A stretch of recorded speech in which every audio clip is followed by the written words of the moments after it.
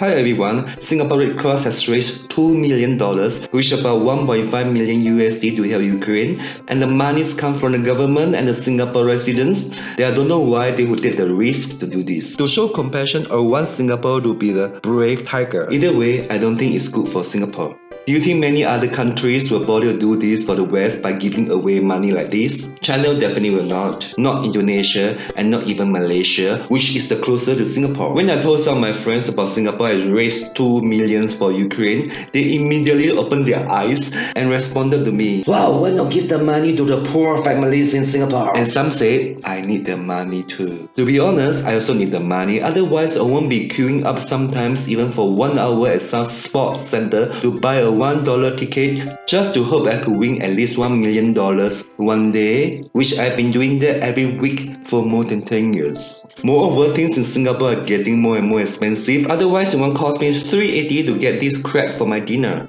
And of course, the Red Cross is a member of the UN, so this is why rich countries like Singapore has some obligation to be generous. We shouldn't have Red Cross in the first place. It has become a burden more than relief. However, the good news is Singapore is not the only one to be gung-gung in Asia that is giving money away to Ukraine, and is also not the highest donor in Asia to help the West. There are a few pro-West Asian countries, about 3 of them, contributed much more than Singapore, despite we see the news keep on buzzing about how Singapore is helping Ukraine. In fact, we should know that the UN is just making use of Singapore to be the main influencers to get more Asian countries to join forces to go against Russia, since other many countries prefer to mind their own Asian businesses. So which are the 3 countries that are so generous in helping Ukraine? The first one is Japan. It's not surprising since they always like to lick the West armpit, especially the US president, whoever they are, so much whenever there's a chance. Residents in Japan have donated about 17 million USD